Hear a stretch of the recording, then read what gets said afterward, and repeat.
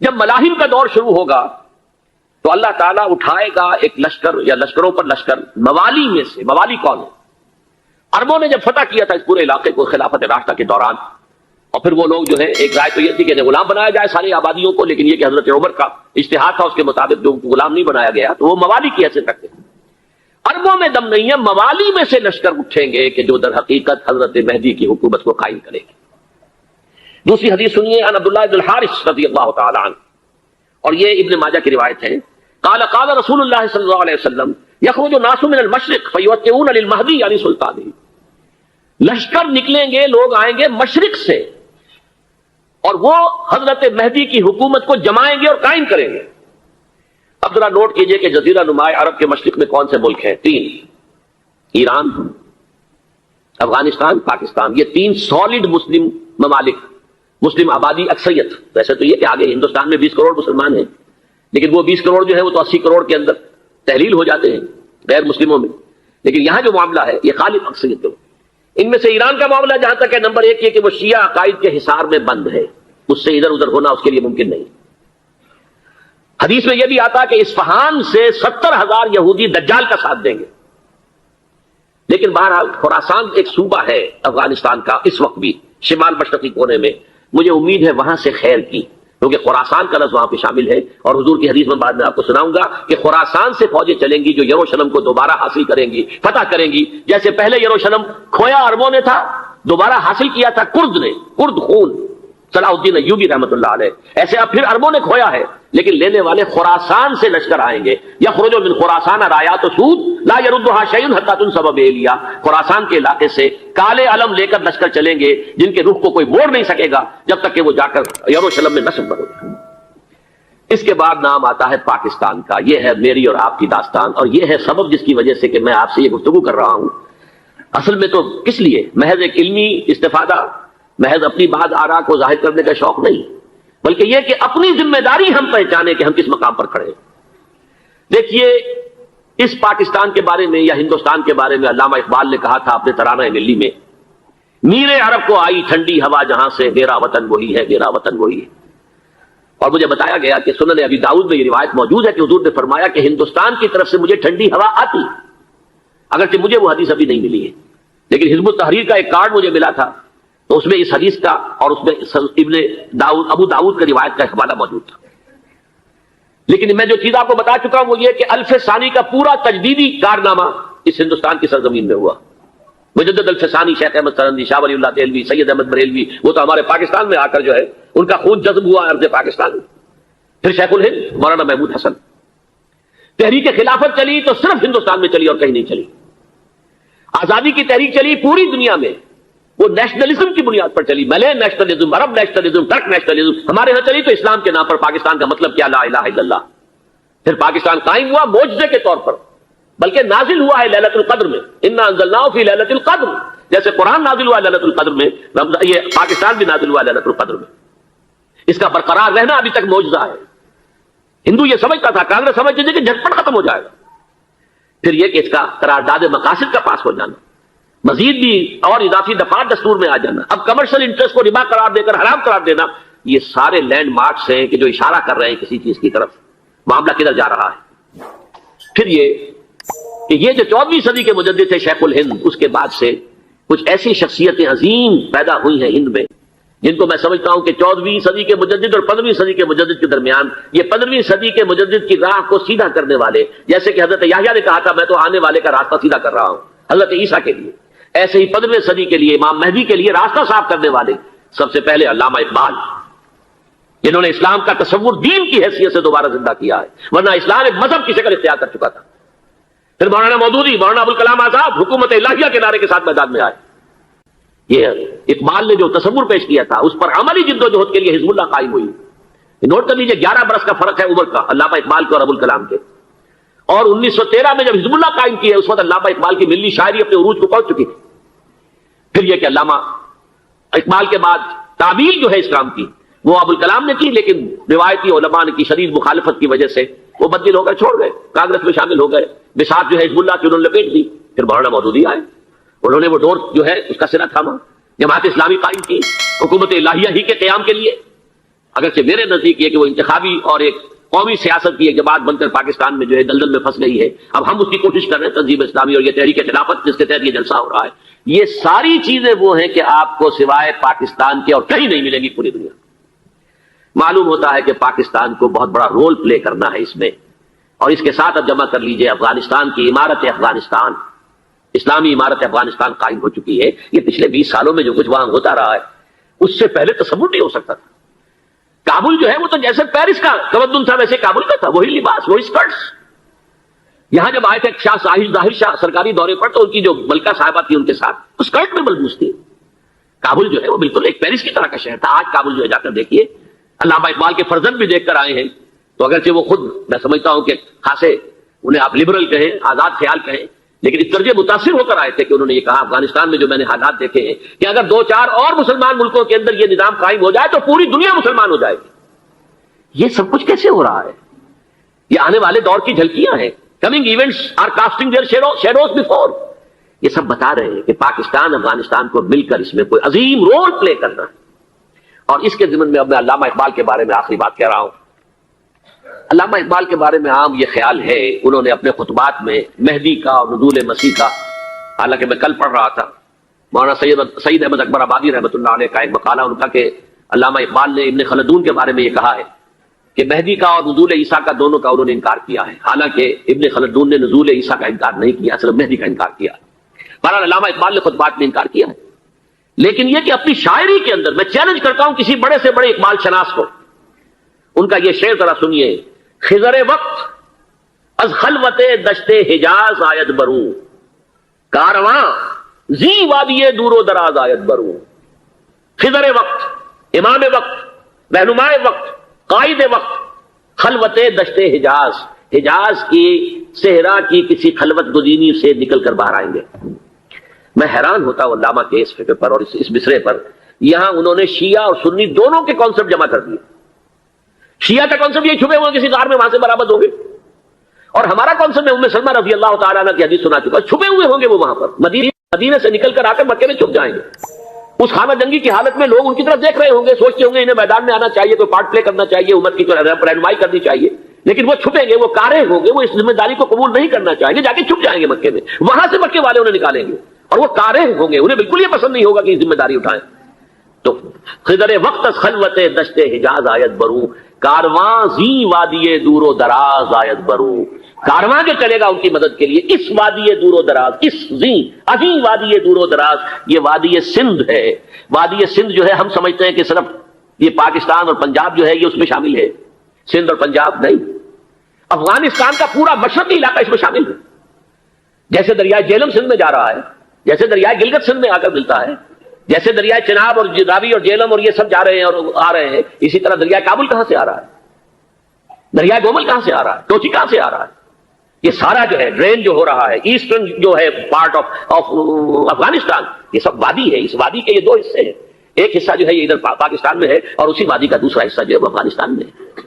کارواں زی وادی دور و دراز آیت بروں، کارواں چلے گا یہاں سے. یخرج ناس من المشرق یؤتون للمہدی یعنی سلطان ہی، مشرق سے فوجیں چلیں گی کہ جو مہدی کی حکومت قائم کریں گی. اور یخرج من خراسان رایات و سود، اور خراسان سے سیاہ پرچم چلیں گے کہ جن کا رخ کوئی موڑ نہیں سکے گا، حتیٰ تنصب بیلیا، یہاں تک کہ وہ جا کر یروشلم کے اندر نصب ہو جائیں گے. حضرات میں ایک میری گفتگو کا حصہ باقی تھا لیکن میں اسے چھوڑ رہا ہوں، اس لیے کہ گلوبلائزیشن جو اس کی ہوگی، جو خلافت علی منہاج النبوہ کی تجدید کامل حضرت مہدی کے ہاتھوں عرب میں ہوگی، اس سے پہلے اس کے لیے محنت، کوشش، جد و جہد پاکستان اور افغانستان میں ہو چکی ہوگی جو اسے سپورٹ کرے گی اور وہاں جا کر حکومت قائم کرے گی. اس کے بعد گلوبلائزیشن کا جو مرحلہ اس کا ہے وہ حضرت مہدی کے ہاتھوں نہیں ہے، وہ حضرت عیسیٰ ابن مریم ان کے نزول کے بعد ہے، جن کے نزول کے بعد دجال کا خاتمہ ہوگا اور یہودیوں کا استحصال ہوگا. مسلمانوں پر بھی بڑی تکالیف اربوں پر آئیں گی، شدائد آئیں گے. لیکن یہ وہ میں حصہ جو اپنی گفتگو کا آج چھوڑ رہا ہوں اس لیے کہ میں دیکھ رہا ہوں کہ بعض حضرات کا صبر کا پیمانہ اب لبریز ہو رہا ہے، تو میں اس حصے کو پھر ملتوی رکھتا ہوں کسی دوسری محفلوں، کسی دوسری مجلس اور نشست پر. لیکن یہ کہ امام مہدی کی حکومت قائم کرنے کے لیے کون لوگ آئیں گے؟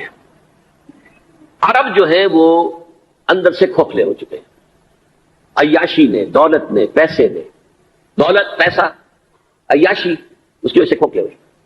یہاں میں آپ کو 2 حدیثیں سنانا چاہتا ہوں. بہت سے ہوں گے، آپ اطمینان سے تشریف رکھیے.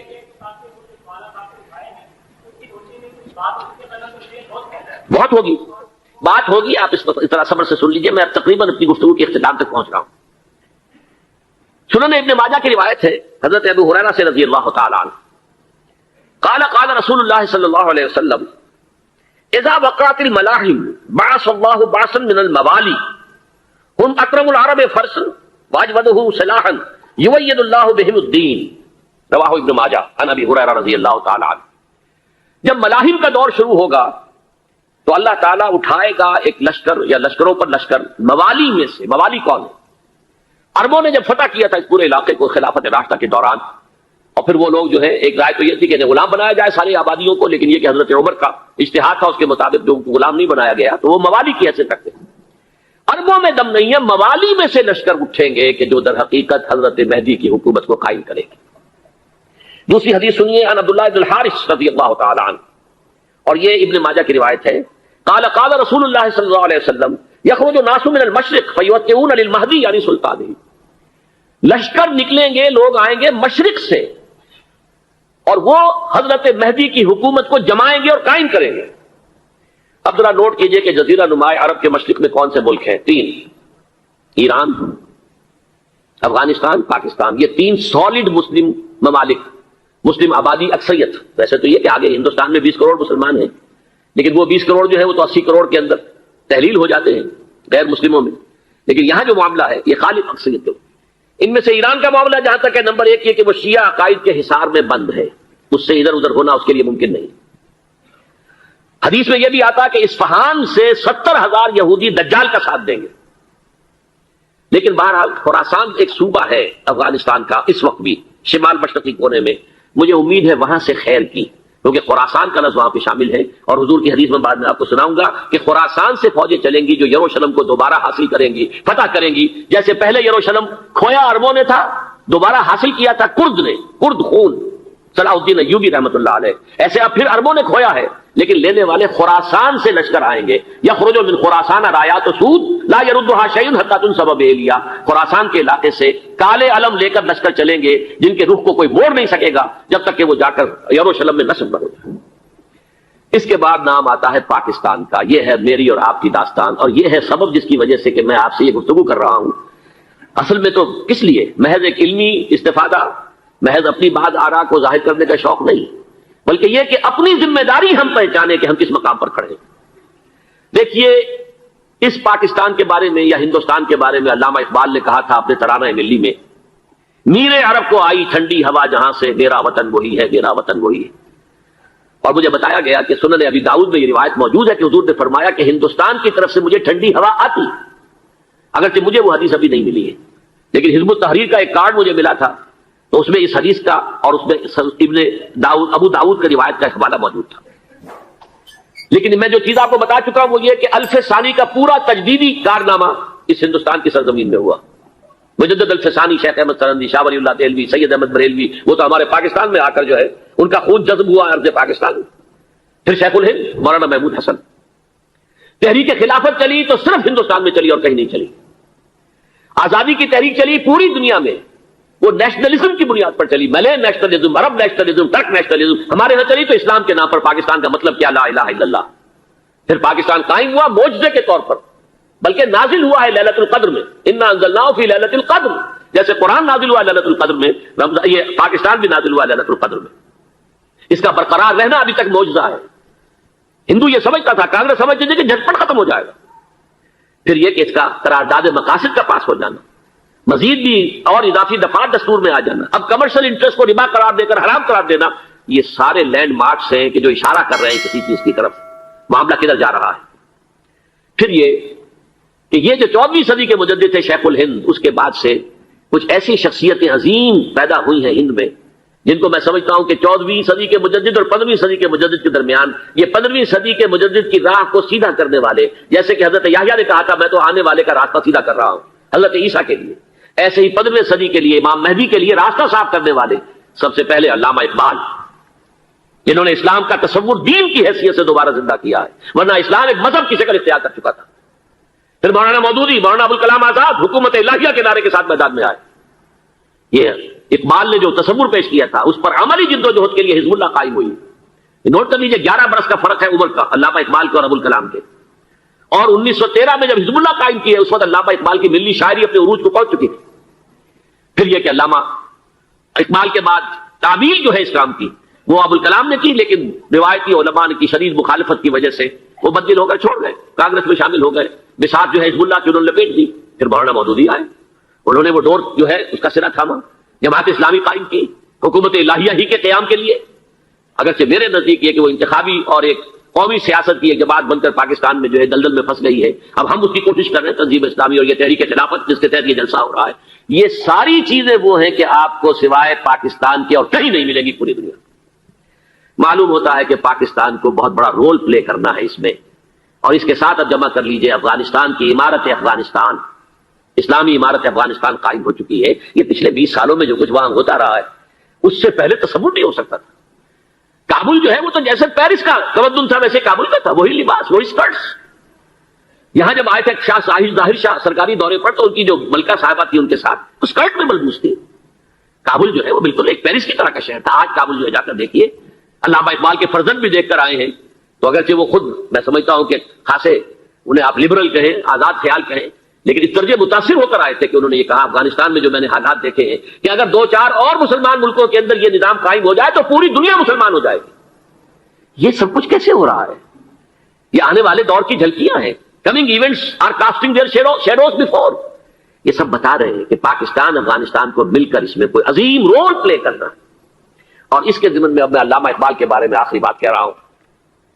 علامہ اقبال کے بارے میں عام یہ خیال ہے، انہوں نے اپنے خطبات میں مہدی کا اور نزول مسیح کا، حالانکہ میں کل پڑھ رہا تھا مولانا سعید احمد اکبر آبادی رحمۃ اللہ علیہ کا ایک مقالہ ان کا کہ علامہ اقبال نے ابن خلدون کے بارے میں یہ کہا ہے کہ مہدی کا اور نزول عیسیٰ کا دونوں کا انہوں نے انکار کیا ہے. حالانکہ ابن خلدون نے نزول عیسیٰ کا انکار نہیں کیا، صرف مہدی کا انکار کیا ہے.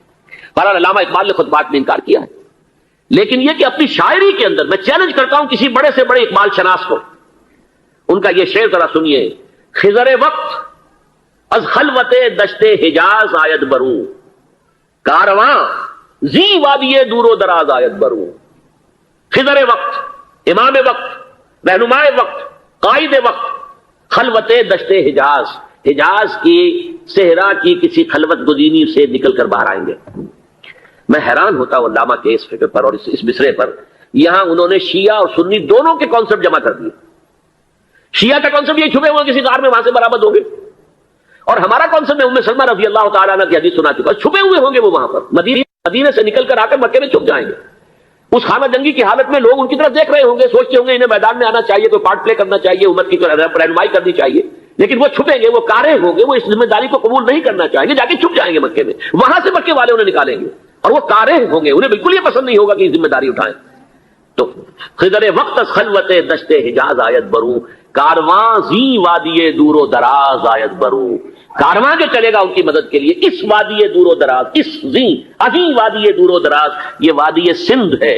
وادی سندھ جو ہے ہم سمجھتے ہیں کہ صرف یہ پاکستان اور پنجاب جو ہے یہ اس میں شامل ہے. سندھ اور پنجاب نہیں، افغانستان کا پورا مشرقی علاقہ اس میں شامل ہے.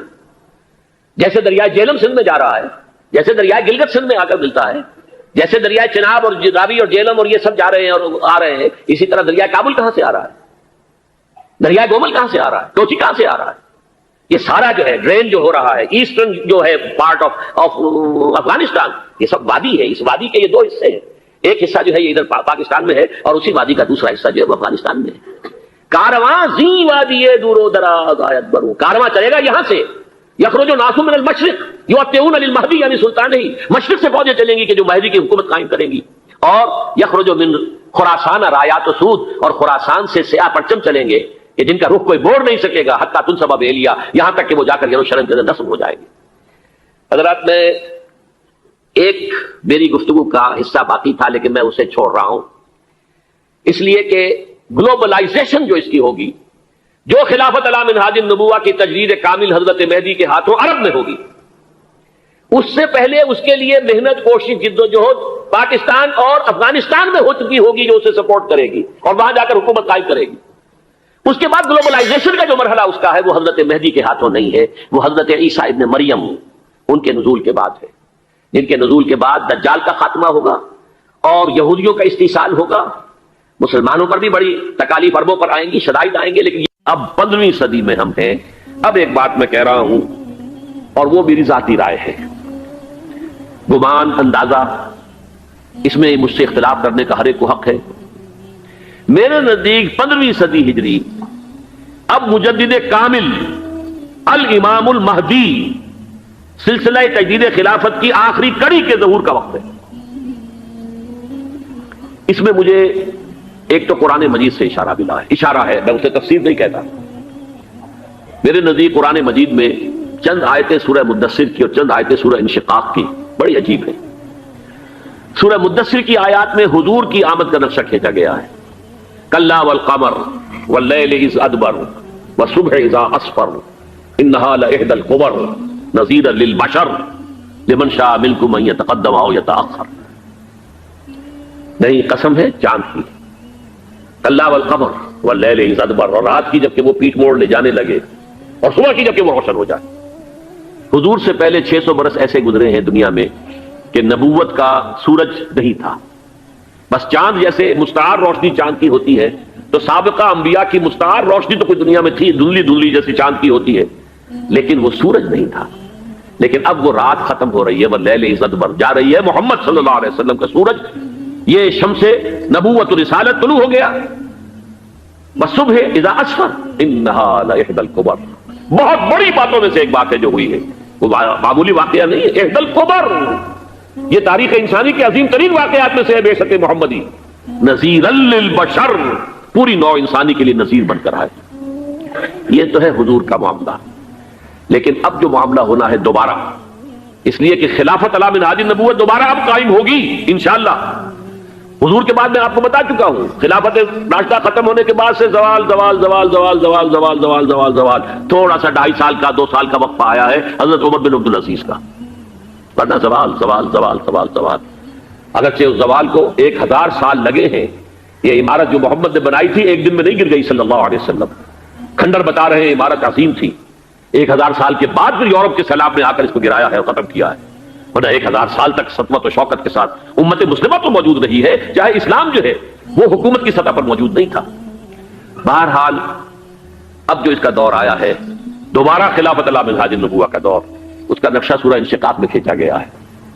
فلا اقسم بالشفق، اب دیکھیے سورج غروب ہو گیا، حضور کی بعثت کے وقت وہ سورج رسالت طلوع ہوا تھا، اب وہ سورج غروب ہو چکا ہے۔ سورج کے غروب ہونے کے بعد صرف روشنی رہ جاتی ہے شفق کی، سرخ سی، بس وہی باقی رہ گئی، اور باقی کیا رہ گیا؟ بدا الاسلام غریبا وسيعود كما بدا فطوبى للغرباء فلا اقسم بالشفق واللیل وما وسق، رات کی سی تاریکی ہے اور جو کچھ اس نے اپنے اندر جمع کر لیا ہے، والقمر اذا اتسق، اور قسم ہے چاند کی جب کہ وہ بھر جائے، پورا بھرتا ہے کتنے دنوں میں؟ 14 دن میں۔ اور 14 صدیوں کے بعد اب پہلی صدی کا جس نے کہ تجدید کامل کی عمر بن عبدالعزیز، 14 صدیوں کے بعد اب 15ویں صدی میں الامام المہدی کے ظہور کا وقت قریب ہے۔ اب جو کچھ مجھے حضرت امام المہدی کے بارے میں کہنا ہے، دوبارہ اپنی بات دہرا رہا ہوں، یہ میرا ذاتی گمان ہے، اختلاف کیا جا سکتا ہے۔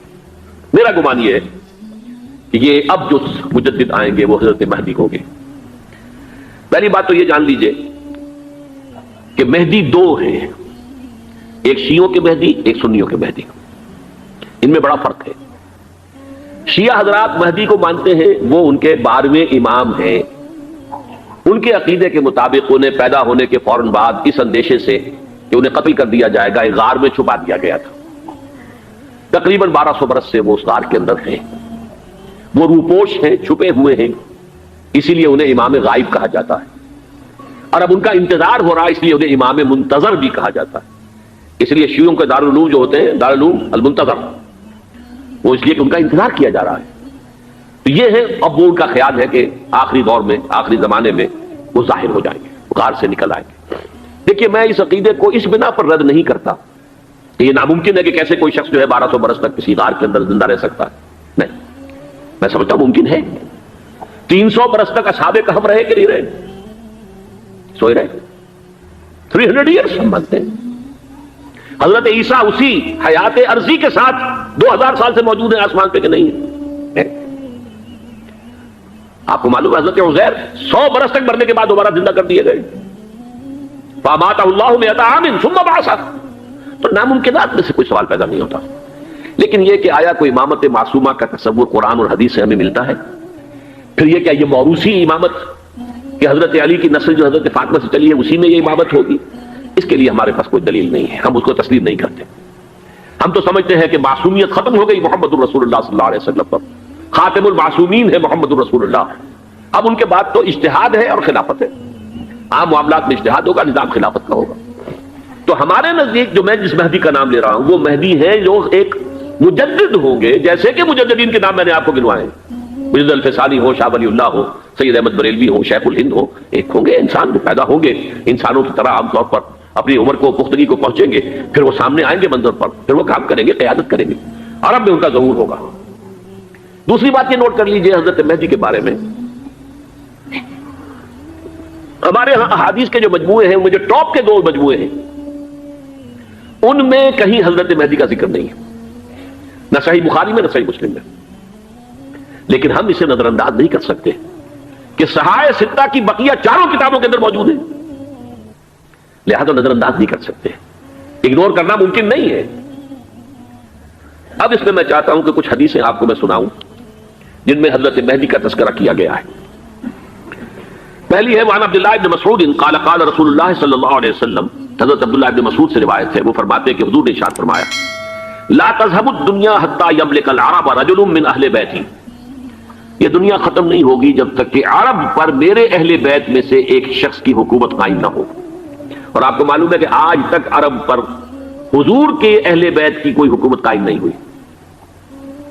اور جب قائم ہوئی بھی تھی حضرت علی کو اگر شمار کیا جائے، اس لیے کہ حضور نے وہ جو مشہور واقعہ ہے کہ ایک چادر میں لے لیا تھا حضرت علی کو اور حضرت فاطمہ اور حضرت حسنین کو، اللہم ہؤلاء اہل بیتی، اے اللہ یہ بھی میرے اہل بیت ہیں. تو حضرت علی کی بھی حکومت منعقد نہیں ہوئی، پورے عالم اسلام پر ان کی حکومت نہیں تھی، اس لیے کہ شام اور مصر دونوں صوبے جو ہیں انہوں نے ان کی اطاعت قبول نہیں کی تھی. اس حوالے سے یہ معاملہ ابھی ہونا ہے. لا تذهب الدنيا حتى يملك العرب رجل من اهل بيتي يواطئ اسمه اسمي. اس کا نام وہی ہوگا جو میرا نام ہے، یعنی محمد صلی اللہ علیہ وسلم. اور ان کا نام بھی مہدی کا نام بھی محمد ہو. مہدی تو ان کا لقب ہے. یہ ترمذی میں بھی ہے، ابو داؤد میں بھی ہے، سنن ابی داؤد جامع ترمذی. بلکہ ابو داؤد میں ایک اور روایت ہے، قال حضور نے فرمایا لو لم يبقى من الدنيا الا يوم. اگر دنیا کی زندگی میں سے کچھ بھی نہ بچے سوائے ایک دن کے، لطول اللہ تعالی ذلك اليوم، تو اللہ تعالیٰ اس دن کو لمبا کر دے گا، حتی یبعث فیہ رجلا منی، یہاں تک کہ میرے خاندان میں سے ایک شخص کو اٹھائے گا، من اہل بیتی، میرے اہل بیت میں سے، یواطئ اسمہ اسمی و اسم ابی ہے اسم ابی، جس کا نام میرے نام پر ہوگا، جس کی والد کا نام میرے والد کے نام پر ہوگا، محمد ابن عبداللہ ان کا نام ہوگا. اور وہ یملأ الارض قسطا وعدلا کما ملئت ظلما وجورا، وہ سرزمین عرب کو عدل اور انصاف سے اسی طرح بھر دیں گے جیسے کہ وہ ظلم اور زیادتی سے بھر چکی ہوگی. دوسری روایت ہے حضرت ابو سعید خدری رضی اللہ تعالی عنہ سے، حضور نے فرمایا المہدی منی اجل الجبہۃ اقنى الانف یملأ الارض قسطا وعدلا کما ملئت ظلما وجورا یملک 7 سنین، رواہ داؤد. کہ مہدی مجھ میں سے ہوں گے بڑی روشن پیشانی والے اور بڑی کھڑی ناک والے، وہ زمین کو بھر دیں گے انصاف سے اور عدل سے جیسے کہ وہ ظلم سے بھری ہوئی ہوگی، اور وہ 7 برس تک حکومت کریں گے. عرب میں خالص خلافت علی منہاج النبوہ کا نظام حضرت مہدی کے ہاتھوں قائم ہوگا اور 7 برس تک قائم رہے گا عرب کے اندر. اس کا اگلا مرحلہ میں بعد میں بیان کروں گا. تیسری روایت، اور اس کو میں اس لیے خاص طور پر سنا رہا ہوں کہ اس میں وہی الفاظ آئے ہیں جو میں نے ابتدا میں حدیث آپ کو سنائی تھی، اس کے الفاظ ہیں. عن ابی سعید قال ذکر رسول اللہ صلی اللہ علیہ وسلم بلاء یصیب هذه الامہ حتی لا یجد الرجل ملجا یلجا الیہ من الظلم. حضور نے ذکر فرمایا کہ ایک دور ایسا آئے گا انتہائی ابتلاء اور آزمائش اور مصائب کا کہ کسی شخص کو کوئی سر چھپانے کی جگہ نہیں ملے گی اس ظلم سے اپنے آپ کو بچانے کے لیے. فَيَبْعَثُ اللَّهُ رَجُلًا مِنْ عِتْرَتِي وَأَهْلِ بَيْتِي، تو پھر اللہ میرے خاندان میں سے میرے اہل بیت میں سے اٹھائے گا ایک شخص کو، فَيَمْلَأُ بِهِ الْأَرْضَ قِسْطًا وَعَدْلًا، اور اس کے ذریعے سے اللہ تعالیٰ زمین کو عدل و قسط سے بھر دے گا. يَرْضَى عَنْهُ سَاكِنُ السَّمَاءِ، یہ وہی الفاظ آ گئے. اب اس سے پھر راضی ہو جائیں گے آسمانوں میں رہنے والے بھی، مساکن الارض، اور زمین میں رہنے والے بھی. لا تدع السماء من قطرها شيئا الا ثبته، آسمان اپنا ایک قطرہ بھی نہیں روکے گا مگر یہ کہ اس کو زمین کے اوپر نثار کر دے گا، بارش کی شکل میں گرا دے گا. ولا تدع الارض من نباتها شيئا الا اخرجته، اور زمین اپنی پیداوار میں سے کوئی شے نہیں چھپائے گی، نہیں روکے گی مگر خود کو ظاہر کر دے گی. چوتھی حدیث جو ہے وہ حضرت ام سلمہ سے رضی اللہ تعالی عنہ قال سمعت رسول اللہ صلی اللہ علیہ وسلم یقول المہدی من عتبتی من اولاد فاطمہ، رواہ ابو داؤد، یہ بھی سنن ابو داؤد کی روایت ہے. حضور نے فرمایا مہدی میرے خاندان سے، میرے اہل بیت سے ہوں گے، یعنی اولاد فاطمہ میں سے، اور تفسیر اس کی آتی ہے کہ حضرت حسن کی اولاد میں سے ہوں گے. پانچویں حدیث میں آپ کو سنا رہا ہوں، اور اس میں ایک عجیب مشابہت آپ کے سامنے آئے گی حضرت عمر بن عبدالعزیز کے ساتھ. یہ اول اور آخری کڑی کے درمیان مشابہت. ان علی رضی اللہ تعالی عنہ، یہ حدیث جو ہے مسند احمد ابن حنبل میں بھی ہے اور سنن ابن ماجہ میں بھی ہے. قال قال رسول اللہ صلی اللہ علیہ وسلم المہدی منا اہل البیت یصلحہ اللہ فی لیلۃ، مہدی ہم میں سے ہوں گے، ہمارے اہل بیت میں سے، اور اللہ ایک ہی رات میں ان کی اصلاح کر دے گا. یعنی وہ پہلے سے کوئی زیادہ روحانی یا دینی کوئی اس سے بڑی شخصیت نہیں ہوں گے، لیکن ایک ہی رات میں اللہ تعالیٰ ان کی سیرت و کردار کے اندر انقلاب عظیم برپا کر دے گا. جیسے کہ میں نے عرض کیا تھا آپ سے کہ عمر بن عبدالعزیز کی زندگی میں انقلاب عظیم آیا ہے. خلافت کا بوجھ پڑتے ہی کہاں وہ خوش باش اور خوش لباس اور خوش خوراک، وہ شہزادہ ٹھاٹ باٹ والا، جاگیر والا، گورنر کا بیٹا اور خود گورنر، اور کہاں یہ کہ اس کی وہ درویشی جو میرے نزدیک واللہ عالم، ڈرتے ڈرتے کہہ رہا ہوں، میرے نزدیک وہ حضرت ابوبکر، حضرت عمر اور حضرت علی کی درویشی کو بھی مات دے گئی. لیکن کنٹراسٹ بہت شدید ہے. وہاں جو بھی کچھ تھا وہ تدریجاً آیا تھا، ہوتے ہوتے ہوتے انتہا، اور یہاں سڈن آیا. چھٹی حدیث عن انس سمعت رسول اللہ صلی اللہ علیہ وسلم یقول نحن ولد عبد المطلب سعادت اہل الجنہ، ہم عبد المطلب کی جو اولاد ہیں اور نسل ہیں، ہم جنت کے سردار ہیں. اور پھر آپ نے نام گنوائے ہیں، انا وحمزۃ وعلی وجعفر والحسن والحسین والمہدی، میں خود اور حضرت حمزہ بنو عبد المطلب میں سے، عبد المطلب کے بیٹے، اور علی اور جعفر حضرت علی کے بھائی جعفر طیار، اور حسن اور حسین حضرت فاطمہ کے لخت جگر حضرت علی کے بیٹے، والمہدی، اور آخر میں جا کر پھر مہدی. اب میں آپ کو ایک حدیث سنانے چلا ہوں، اس میں ایک عجیب نقشہ سامنے آتا ہے کہ یہ مہدی جب ظاہر ہوں گے تو کس طور سے ظاہر ہوں گے، ان کے ظہور کی کیفیت کیا ہوگی، کیف یظہر. یہ روایت ہے حضرت ام سلمہ سے رضی اللہ تعالی عنہا، حضور کی زوجہ محترمہ ہے. فرماتی ہیں ام سلمہ عن النبی صلی اللہ علیہ وسلم قال یکون اختلاف عند موت خلیفۃ. حضور نے فرمایا ایک خلیفہ کی موت پر اختلاف واقع ہو جائے گا، خانہ جنگی ہو جائے گی. فیخرج رجل من اہل المدینہ حاربا الی مکہ، پھر مدینے کے لوگوں میں سے ایک شخص نکلے گا، بھاگے گا اور جا کر پناہ لے گا اور چھپ جائے گا مکے میں. فیاتیہ ناس من اہل مکہ، پھر اس کے پاس آئیں گے اہل مکہ، مکہ کے لوگ، فیخرجونہ، اور اسے نکالیں گے، جہاں وہ چھپے ہوئے ہوں گے وہاں سے نکالیں گے. وہو کارہ، اور وہ بالکل اس کو پسند نہیں کر رہے ہوں گے، نہ وہ خواہش مند ہوں گے کہ ان کو ہاتھ پر بیعت کی جائے، نہ وہ یہ چاہیں گے کہ وہ میدان میں آئے اور ان کو جو ہے اپنا لیڈر مانا جائے. وہو کارہ فیبایعونہ بین الرکن والمقام، لیکن لوگ جو ہے پھر اصرار کے ساتھ ان کے ہاتھ پر بیعت کریں گے رکن اور مقام کے درمیان. رکن وہ کونا ہے خانہ کعبہ کا جس میں حجر اسود لگا ہوا ہے، اور مقام ابراہیم جو ہے، ان دونوں کے مابین جو یہ علاقہ ہے یہاں پر وہ بیعت ہوگی. وَيُبْعَثُ إِلَيْهِ بَعْثٌ مِنَ الشَّامِ، ان کے خلاف ایک لشکر بھیجا جائے گا شام سے. نہیں کہا جا سکتا کہ باسی حکومت اس وقت کی جو ہے اس کی طرف سے کوئی مسئلہ اس طرح کا اٹھ کھڑا ہو، اس لیے کہ ابھی تو بہرحال باسی حکومت وہاں ہے. فَيُخْسَفُ بِهِمْ بِالْبَيْضَاءِ بَيْنَ مَكَّةَ وَالْمَدِينَةِ، لیکن اللہ تعالیٰ اس لشکر کو مکے اور مدینے کے درمیان وادی بیضاء میں دھسا دے گا زمین کے اندر پورے کے پورے لشکر کو. فَإِذَا رَأَى النَّاسُ ذَلِكَ، جب لوگ یہ دیکھیں گے اتنی بڑی نشانی ظاہر ہو گئی، أَتَاهُ أَبْدَالُ الشَّامِ وَعَصَائِبٌ مِنَ الْعِرَاقِ فَيُبَايِعُونَهُ، اب شام سے سارے کے سارے جو اولیاء اللہ ہیں وہ بھی آئیں گے، اور عراق سے جوک در جوک لوگ آئیں گے اور ان سے بیعت کریں گے. وَيَعْمَلُ فِي النَّاسِ بِسُنَّةِ نَبِيِّهِمْ، پھر وہ عمل کریں گے لوگوں کے مابین، حکومت کریں گے اپنے نبی کی سنت کے مطابق. وَيُلْقِي الْإِسْلَامُ بِجَرَانِهِ، اور اسلام اپنی گردن زمین پر ٹکا دے گا. وَالْأَرْضَ فِي الْأَرْضِ، زمین میں. فَيَلْبَسُ 7 سنین، پھر وہ 70 برس تک حکمران رہیں گے، 7 برس تک حکمران رہیں گے. ثم یتوفا، پھر ان کا انتقال ہوگا. ویصلی علیہ المسلمون، اور مسلمان ان پر نماز پڑھیں گے. یہ جو میں نے آپ کے سامنے نقشہ کھینچا ہے، اس سے اب میں ایک نتیجہ نکالتا ہوں. اسے بھی میرا گمان کہیے، اختلاف بھی کر سکتے ہیں آپ، اگر اس کو وزنی سمجھے تو قبول بھی کر سکتے ہیں.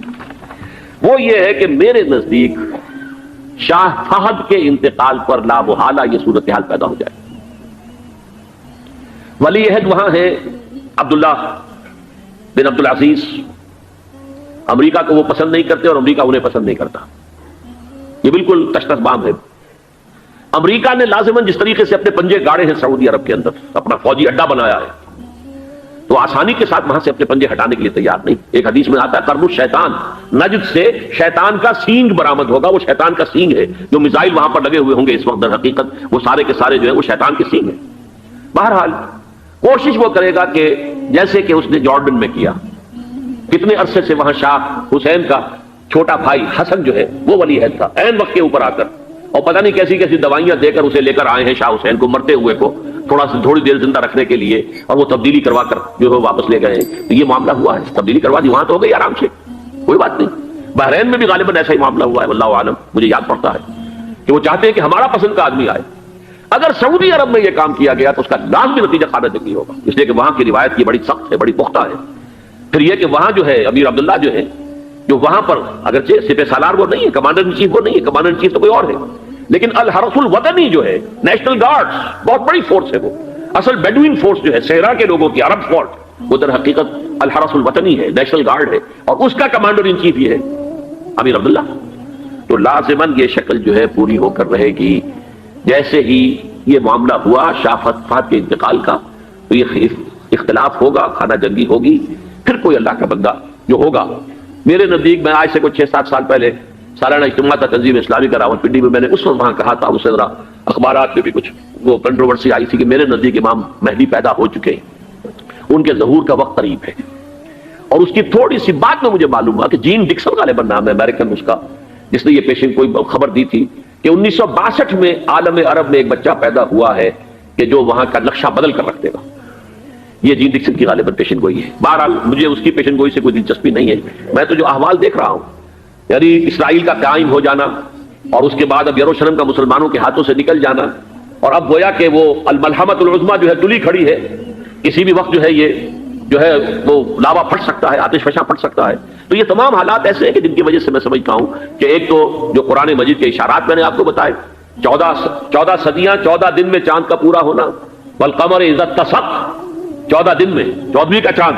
اسی طرح یہ 14 صدیوں کے بعد یہ صدی جو 15ویں صدی ہے، یہ در حقیقت ظہور امام مہدی کی صدی ہے. لیکن یہ کہ امام مہدی کی حکومت قائم کرنے کے لیے کون لوگ آئیں گے؟ عرب جو ہیں وہ اندر سے کھوکھلے ہو چکے ہیں، عیاشی نے، دولت نے، پیسے نے، دولت، پیسہ، عیاشی، اس کی وجہ سے کھوکھلے ہو چکے. یہاں میں آپ کو 2 حدیثیں سنانا چاہتا ہوں. بہت سے ہوئے، آپ اطمینان سے تشریف رکھیے.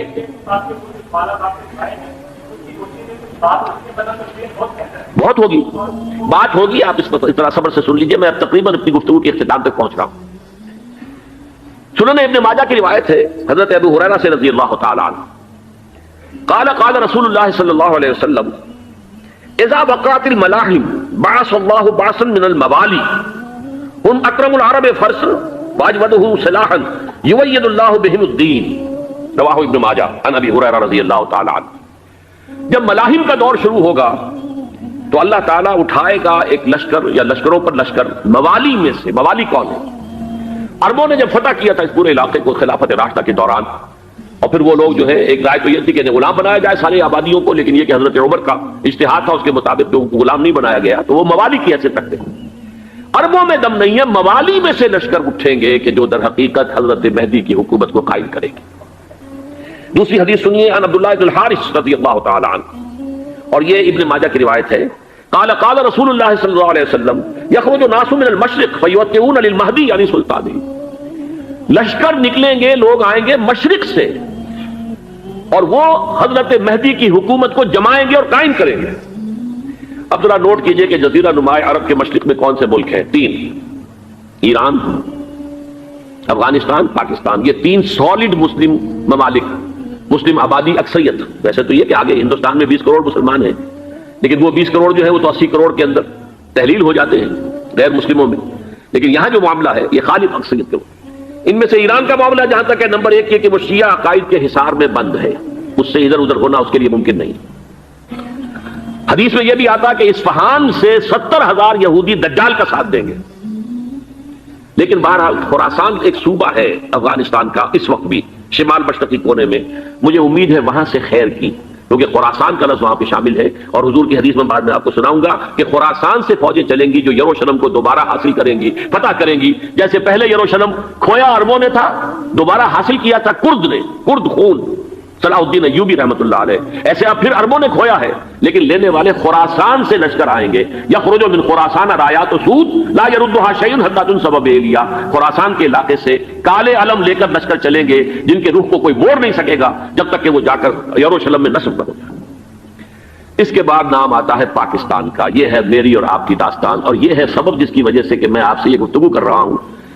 اصل میں تو کس لیے؟ محض ایک علمی استفادہ، محض اپنی بات آراء کو ظاہر کرنے کا شوق نہیں، بلکہ یہ کہ اپنی ذمہ داری ہم پہچانے کہ ہم کس مقام پر کھڑے ہیں. دیکھیے اس پاکستان کے بارے میں یا ہندوستان کے بارے میں علامہ اقبال نے کہا تھا اپنے ترانہ ملی میں، میرے عرب کو آئی ٹھنڈی ہوا جہاں سے، میرا وطن وہی ہے، میرا وطن وہی ہے. اور مجھے بتایا گیا کہ سنن ابی داؤد میں یہ روایت موجود ہے کہ حضور نے فرمایا کہ ہندوستان کی طرف سے مجھے ٹھنڈی ہوا آتی، اگرچہ مجھے وہ حدیث ابھی نہیں ملی ہے، لیکن حزب التحریر کا ایک کارڈ مجھے ملا تھا، تو اس میں اس حدیث کا اور اس میں ابن داؤد ابو داؤد کا روایت کا حوالہ موجود تھا. لیکن میں جو چیز آپ کو بتا چکا ہوں وہ یہ کہ الف ثانی کا پورا تجدیدی کارنامہ اس ہندوستان کی سرزمین میں ہوا. مجدد الف ثانی شیخ احمد سرندی، شاہ ولی اللہ دہلوی، سید احمد بریلوی، وہ تو ہمارے پاکستان میں آ کر جو ہے ان کا خون جذب ہوا ارض پاکستان میں. پھر شیخ الہند مولانا محمود حسن. تحریک خلافت چلی تو صرف ہندوستان میں چلی اور کہیں نہیں چلی.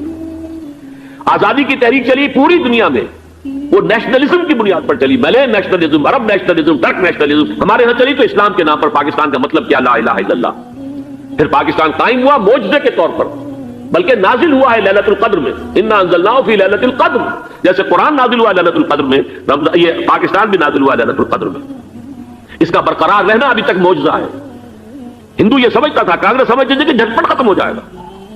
پھر یہ کہ اس کا قرارداد مقاصد کا پاس ہو جانا، مزید بھی اور اضافی دفعات دستور میں آ جانا، اب کمرشل انٹرسٹ کو ربا قرار دے کر حرام قرار دینا، یہ سارے لینڈ مارکس ہیں کہ جو اشارہ کر رہے ہیں کسی چیز کی طرف، معاملہ کدھر جا رہا ہے. پھر یہ کہ یہ جو 14ویں صدی کے مجدد تھے شیخ الہند، اس کے بعد سے کچھ ایسی شخصیتیں عظیم پیدا ہوئی ہیں ہند میں جن کو میں سمجھتا ہوں کہ 14ویں صدی کے مجدد اور 15ویں صدی کے مجدد کے درمیان یہ 15ویں صدی کے مجدد کی راہ کو سیدھا کرنے والے، جیسے کہ حضرت یحییٰ نے کہا تھا میں تو آنے والے کا راستہ سیدھا کر رہا ہوں حضرت عیسیٰ کے لیے، ایسے ہی 15ویں صدی کے لیے امام مہدی کے لیے راستہ صاف کرنے والے سب سے پہلے علامہ اقبال، جنہوں نے اسلام کا تصور دین کی حیثیت سے دوبارہ زندہ کیا ہے، ورنہ اسلام ایک مذہب کی شکل اختیار کر چکا تھا. پھر مولانا مودودی، مولانا ابوالکلام آزاد حکومت الہیہ کے نعرے کے ساتھ میدان میں آئے. یہ اقبال نے جو تصور پیش کیا تھا اس پر عملی جد و جہد کے لیے حزب اللہ قائم ہوئی. نوٹ کر لیجیے 11 برس کا فرق ہے عمر کا علامہ اقبال کے اور ابوالکلام کے. اور 1913 میں جب حزب اللہ قائم کی ہے اس وقت علامہ اقبال کی ملی شاعری اپنے عروج کو پہنچ چکی تھی. پھر یہ کہ علامہ اقبال کے بعد تعمیل جو ہے اس کام کی وہ ابوالکلام نے کی، لیکن روایتی علماء کی شدید مخالفت کی وجہ سے وہ بدل ہو کر چھوڑ گئے، کانگریس میں شامل ہو گئے. بساط جو ہے حزب اللہ کی انہوں نے لپیٹ دی. پھر مولانا مودودی آئے، انہوں نے وہ ڈور جو ہے اس کا سرا تھاما، جماعت اسلامی قائم کی حکومت الہیہ ہی کے قیام کے لیے. اگرچہ میرے نزدیک یہ کہ وہ انتخابی اور ایک قومی سیاست کی ایک جماعت بن کر پاکستان میں جو ہے دلدل میں پھنس گئی ہے. اب ہم اس کی کوشش کر رہے ہیں تنظیم اسلامی اور یہ تحریک خلافت جس کے تحت یہ جلسہ ہو رہا ہے. یہ ساری چیزیں وہ ہیں کہ آپ کو سوائے پاکستان کے اور کہیں نہیں ملیں گی پوری دنیا. معلوم ہوتا ہے کہ پاکستان کو بہت بڑا رول پلے کرنا ہے اس میں. اور اس کے ساتھ اب جمع کر لیجئے افغانستان کی عمارت افغانستان، اسلامی عمارت افغانستان قائم ہو چکی ہے. یہ پچھلے 20 سالوں میں جو کچھ وہاں ہوتا رہا ہے اس سے پہلے تصور نہیں ہو سکتا تھا. کابل جو ہے وہ تو جیسے پیرس کا تمدن تھا ویسے کابل کا تھا، وہی لباس، وہی سکرٹس. یہاں جب آئے تھے شاہ ظاہر شاہ سرکاری دورے پر تو ان کی جو ملکہ صاحبہ تھی ان کے ساتھ اسکرٹ میں ملبوس تھی. کابل جو ہے وہ بالکل ایک پیرس کی طرح کا شہر تھا. آج کابل جو ہے جا کر دیکھیے، علامہ اقبال کے فرزند بھی دیکھ کر آئے ہیں تو اگرچہ وہ خود میں سمجھتا ہوں کہ خاصے انہیں آپ لبرل کہیں، آزاد خیال کہیں، لیکن اس درجے متاثر ہو کر آئے تھے کہ انہوں نے یہ کہا افغانستان میں جو میں نے حالات دیکھے ہیں کہ اگر 2-4 اور مسلمان ملکوں کے اندر یہ نظام قائم ہو جائے تو پوری دنیا مسلمان ہو جائے گی۔ یہ سب کچھ کیسے ہو رہا ہے؟ یہ آنے والے دور کی جھلکیاں ہیں۔ Coming events are casting their shadows before. یہ سب بتا رہے ہیں کہ پاکستان افغانستان کو مل کر اس میں کوئی عظیم رول پلے کرنا ہے۔